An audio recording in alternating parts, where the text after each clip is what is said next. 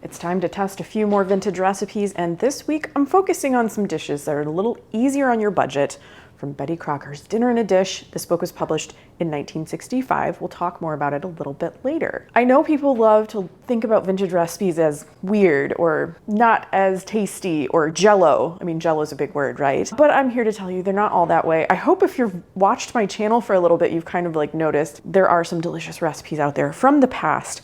And I also think that vintage cookbooks, recipe boxes, community cookbooks, anything like that from the past can be a helpful resource when it comes to your food budget. People were trying to make a lot out of a little, do the best they could with what they had. And I think you can just get a lot of inspiration from these books.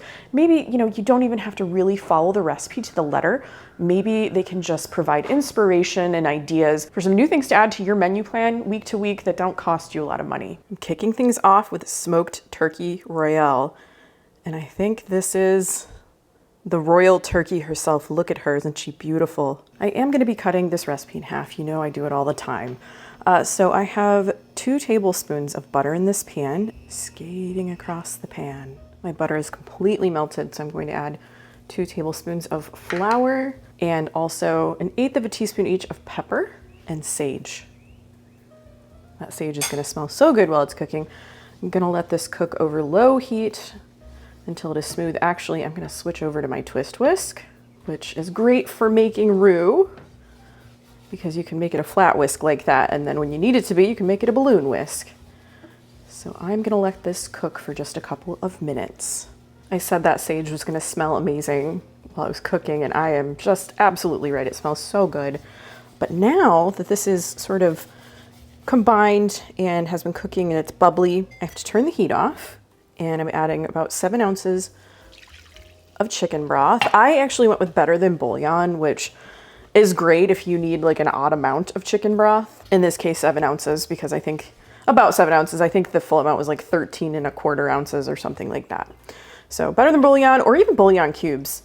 If you don't have chicken broth, sometimes I do make homemade. You don't always have the time to do that. Or maybe if you just need a little bit, you don't want to open a carton or a can. So bouillon's a great option. I also have 3 tablespoons of half and half.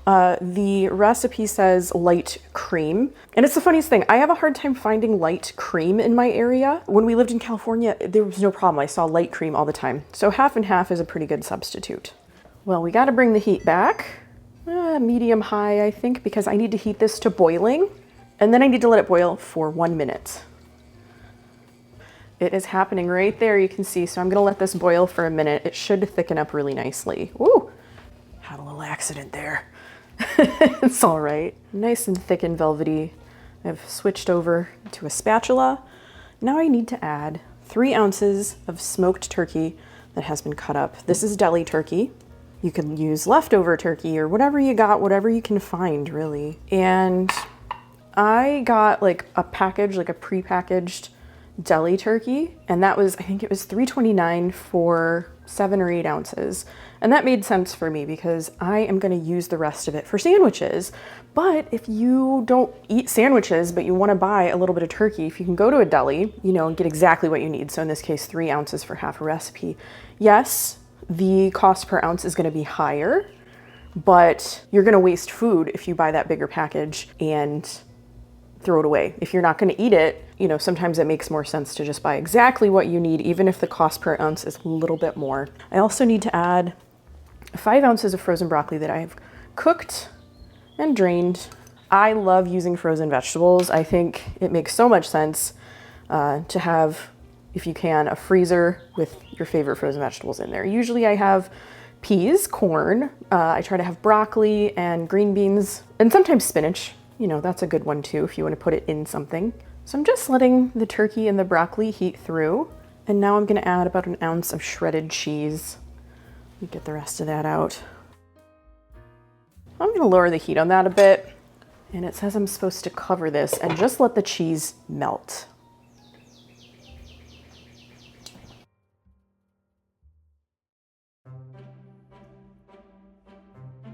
I fixed myself a little plate.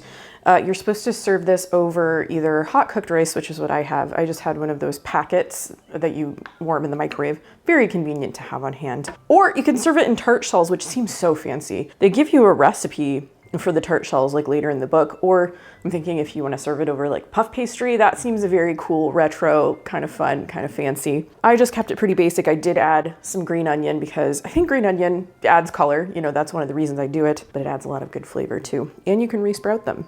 Okay, I'm ready to taste. It smells very nice. The smoked turkey adds a lot of really good flavor to this, I think. The sage is very nice. Definitely reminds me a little bit of chicken a la king with a twist, because there's no pimento in this, but also that smokiness from the turkey is just, it's a very nice like flavor that you get right up front. I also really like that this is made on the stovetop. Great in the summertime sometimes if you don't want to turn on your oven or anything like that. Very easy. It really, I think this whole thing took me about 20 minutes to make, so pretty quick as well. Let's try some tuna cheesies, shall we? These are basically fancy little tuna melts on English muffins. Now, English muffins, maybe you're thinking, oh, the extravagance of an English muffin. They're not super expensive. They're kind of a nice change, and we like to keep them on hand in our household to make breakfast sandwiches. A breakfast sandwich is also a nice lunch or dinner as well, and they're pretty cost effective. Much more cost effective than going out and buying one from a fast food place or whatever. You can also make them into English muffin pizzas. Oh my goodness. Like growing up, I remember making English muffin pizzas, customizing them to whatever I wanted, you know, at someone's house, at a sleepover. It's just a lot of fun. And you can still have that kind of fun when you're my age. You just need some English muffins in your fridge. I keep them in the fridge because they last a little bit longer that way. But anyway, let's get started on these tuna cheesies. I have about 3 ounces of tuna in this adorable, darling little butter print Pyrex bowl. It's a Cinderella bowl. I know some of you are not big fans of tuna, and that's fine. It's absolutely fine, but that can be between you and whoever, your therapist, your best friend. But in all seriousness, if you're like, I kind of want to make this recipe, but I don't really love tuna, canned chicken is a great substitute. It is. Got my 3 ounces of tuna in here, and I'm going to mix in a tablespoon of mayonnaise. You can use mayonnaise or salad dressing. And I have a few seasonings here too. I have a 1/4 teaspoon of salt and a 1/4 teaspoon of pepper and just a little pinch of celery seed, because there's chopped celery in this recipe. And because this is a budget video, why would I spend the money on the celery if I don't love it and I'm not gonna eat it?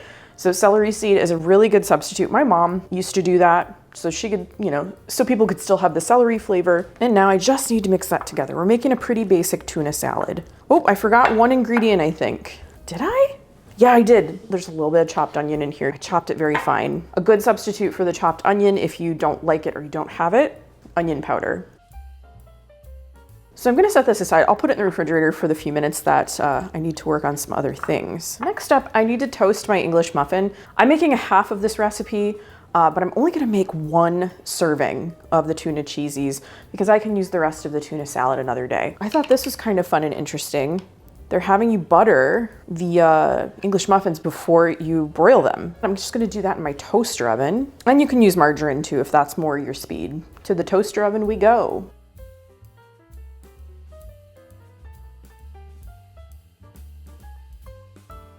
Why does toasted bread and butter smell so good? Oh my gosh, it smells like I've been cooking all day in here. You know, I've made a nice crispy kind of base for everything. I need to add my tuna salad. So I'm only gonna add half of this tuna salad. All right, that looks pretty good. Next I need to add some tomato slices. I just have 4 small slices, so I'm gonna put 2 on each. And I did sprinkle these with a little bit of flaky salt before, you know, and just like let them sit. I like to season my tomato slices. I'm gonna try to make it look, well, what am I saying? I'm gonna cover this with cheese. Doesn't have to look good. Doesn't have to look that perfect.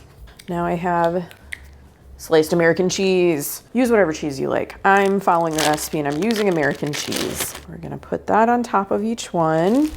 Yeah, okay. And it says to spread the cheese with additional mayonnaise. I thought that was a very interesting step. But recently in my sandwiches video, I made like the cheese and tomato sandwiches and you did the same thing. You put a little mayonnaise on top. I'm not gonna put a lot, and it doesn't give like an indication of how much. I don't really want a lot.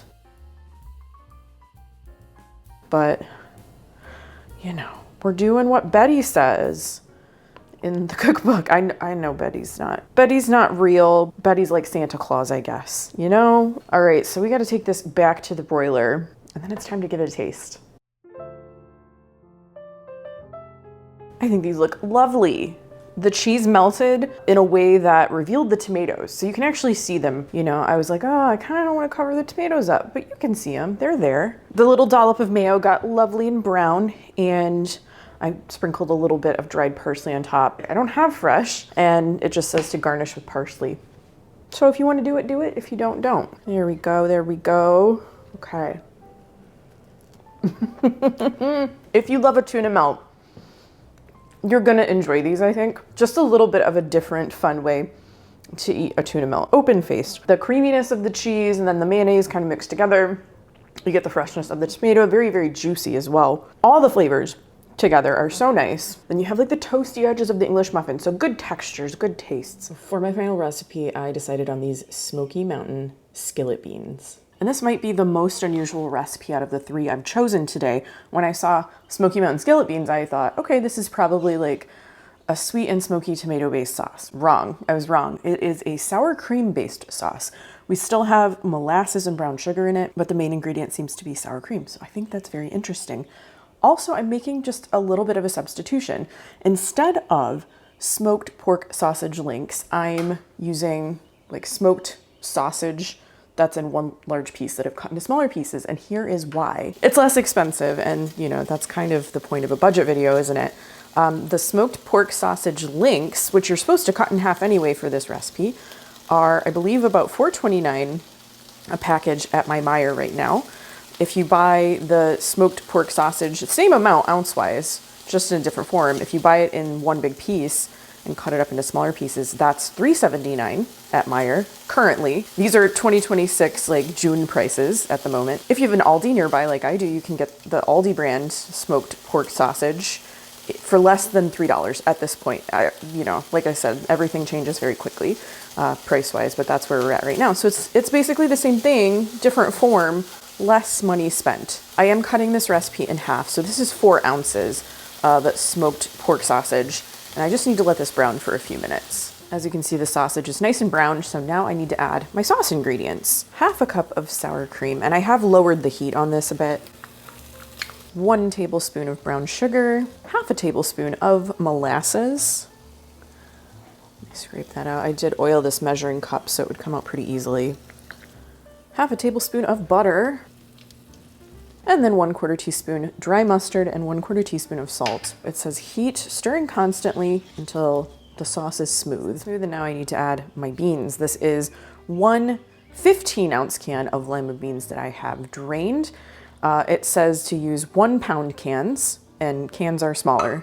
Cans are just a little bit smaller, or at least the contents of the can is smaller than it was back in 1965. I'm opting to use a 15-ounce can instead of opening a second can just to get that 1 extra ounce. Anyway, I need to stir this to let it combine, and then I'm just gonna let the beans heat through. I'm not really sure about this one. I do often choose recipes where I'm like, I'm probably gonna like it. I like all the ingredients, but sometimes, you know, and I do like all of the ingredients in this, but sometimes I'm like, I don't know how this is gonna go. I'm just gonna try it. We just gotta go for it, don't we? Also, oh, sorry, a comment on the olives. Those are just for garnish. There's no olives actually in here other than on top. I love olives. I think they were just a highly unusual choice to add to this. I'm gonna take a bite without the olive garnish first.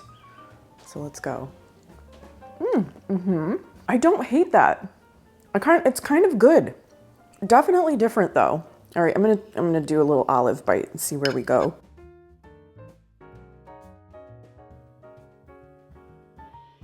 You don't need the olives.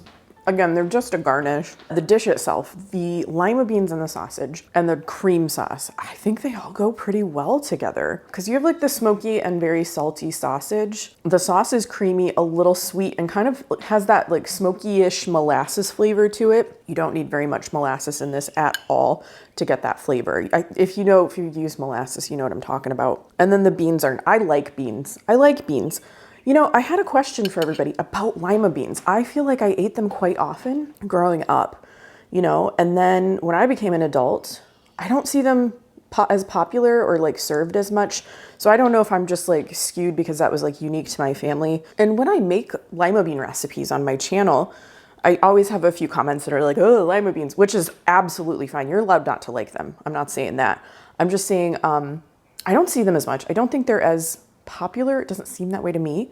And if you don't like lima beans, is it the lima beans themselves that you don't care for, or is it like other types of beans, like legumes as well? So like white beans, pinto beans, black beans. Is it like the lima beans itself, or is it like the whole spectrum of beans, not really caring for them in terms of like taste and texture? Let me know. I'm asking this with genuine curiosity. I'm not trying to be like, oh, you're bad if you don't like beans. It's fine. This dish, while unusual, I actually do kind of like it. I think the flavors, there's like a really interesting combination of things going on here with the smokiness, the creaminess, and then that like slight sweetness as well. Betty Crocker's Dinner in a Dish was published in 1965. I have cooked from this book on my channel one other time. I have it written down here. I think it was like, I want to say it was called like South of the Border Soup. It is South of the Border Soup. I'll show you. So it's this soup right here. It's very simple. I'll go ahead and link that video in the description down below in case you missed it. It was a long time ago. I don't think there's another time on my channel when I've cooked from this book, but this style is a favorite of mine. These Betty Crocker 1960s cookbooks that are kind of like this size. I have some up here. I have a bunch down here. This is my Betty Crocker shelf, and they have this double ring binding. I just love them. I think that this is such a good era for Betty Crocker cookbooks. The illustrations are really fun, and the food styling and the tablescapes are just amazing at this time period. Also, if you have this book and maybe a couple of the other books from this time period, you may notice that they do tend to repurpose some of the recipes. Betty Crocker, Better Homes and Gardens, Pillsbury, etc. They all kind of do this. So sometimes you see these recipes pop up over and over again across multiple books. At times they are updated, other times they are exactly the same. So do keep that in mind. So let's take a little peek inside. Right off the bat, look at this floral arrangement. That is beautiful. This is the one dish dinner for having people over. Easy to assemble at your leisure, as stated in this little message. Wouldn't you love to come over for dinner and have whatever this is? What is this? Harvest medley. Meatballs with some vegetables, tomatoes, eggplant, pepper.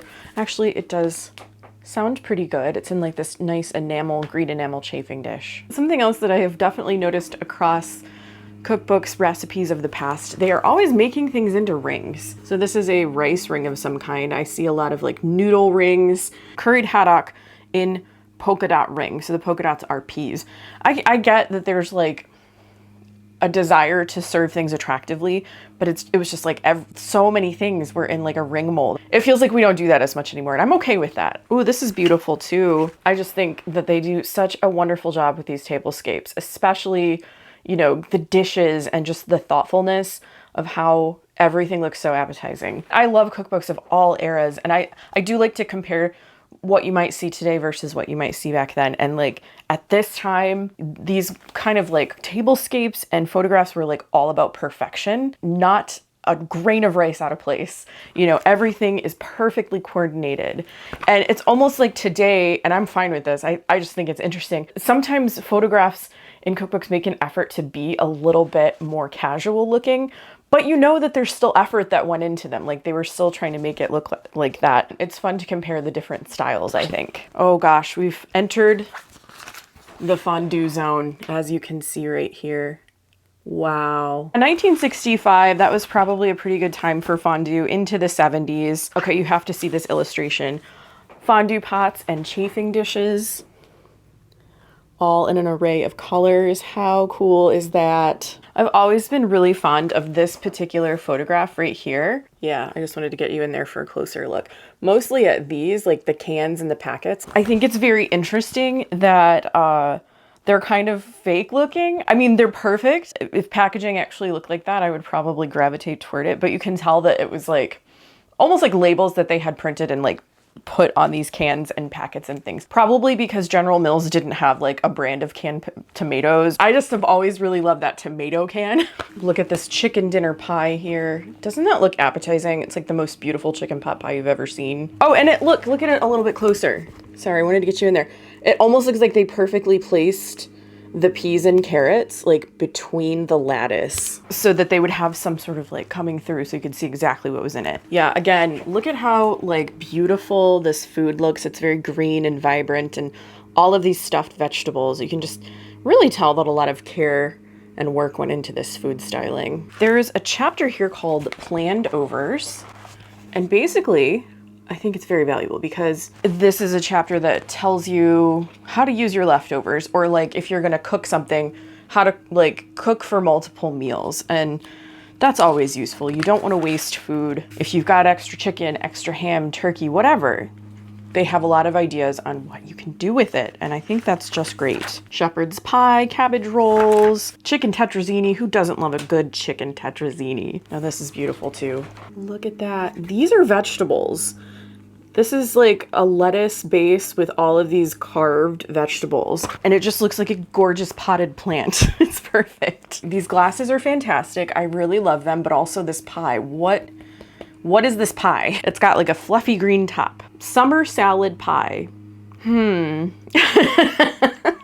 Well, here's what it seems to be.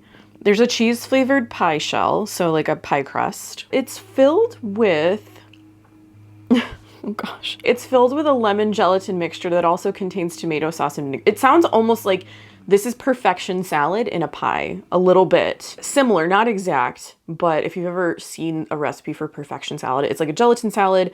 It's got, I think, like cabbage and onions and different things in it. Not my cup of tea, okay? Like, I'm just gonna put that out there, not my thing. And then you spoon tuna salad on the top. This is not going to make an appearance on my channel anytime soon. Not for me. Not for me. Maybe for you, but not for me. Yes, there are some really great ideas in here, but also some that I will leave in the past.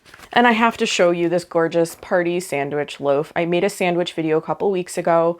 I'll post that in the description down below in case you missed it, but I did talk a little bit about these party loaves where you put different sandwich fillings in the layers, you decorate them, and then you slice them so that you can see the beautiful ribbons of filling. So something I didn't realize about the recipes I chose today, they were all super fast. I didn't intend for them to be like a quick and budget-friendly, you know, dish or whatever, but they really were.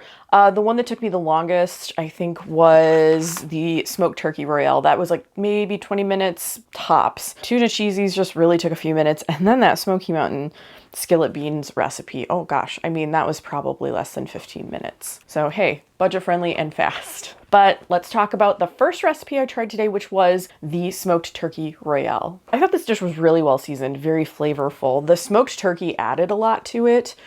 So you didn't need to add a lot of extra things to it, which was nice. All of the ingredients, pretty simple. A lot of them were pantry staples. So I love a recipe that is based on pantry staples, you know, flour and butter and like milk or whatever. You're making a white sauce, you're using up the basics, and then maybe you have to go to the store for some smoked turkey and a few other things. I always have frozen broccoli in my freezer because I love keeping frozen vegetables on hand. This was also a stovetop recipe, amazing when it's warm outside. Not only stovetop, it was also fast, so you weren't like standing there cooking for a long time either, which is like a great combination when it's hot outside. I thought it was really, really delicious and really easy. The second recipe I tried was for Tuna Cheesies, and this was basically an open-faced version of a tuna melt.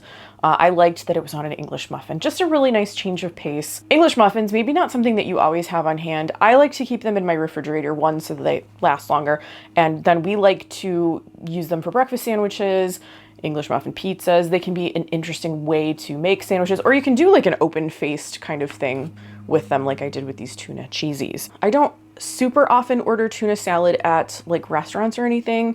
But when I do, sometimes you get it. If you're not familiar with like how they make theirs, sometimes it's just a little bit under seasoned. This one wasn't. This one was really well seasoned. I thought the proportion of like seasoning to everything else was really, really good. So it tasted good. So season your tuna salad, don't forget. And I liked that this one again was like a really quick meal. Great for lunch. It just took a few minutes in my toaster oven. And another one where I have a lot of these things on hand already. I always keep canned tuna and mayonnaise.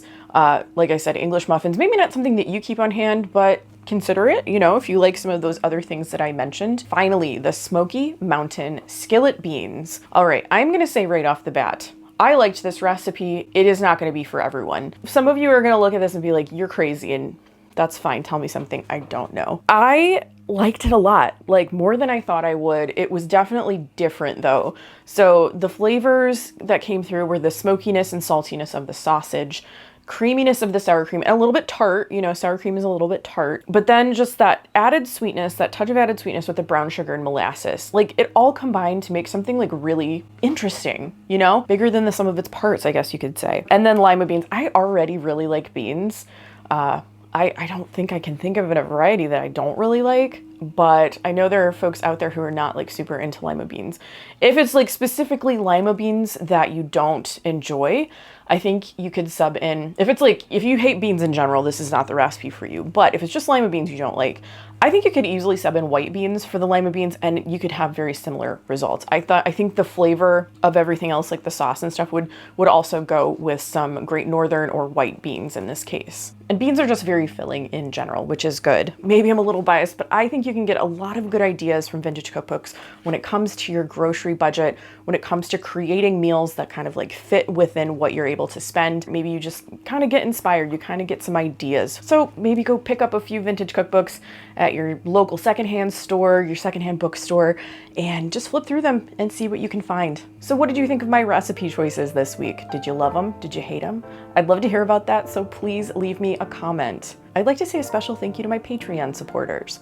If you'd like to join us over there, I'll have a link in the description so that you can do that. Don't forget to look out for each other and take care of each other, and I'll see you in my next video.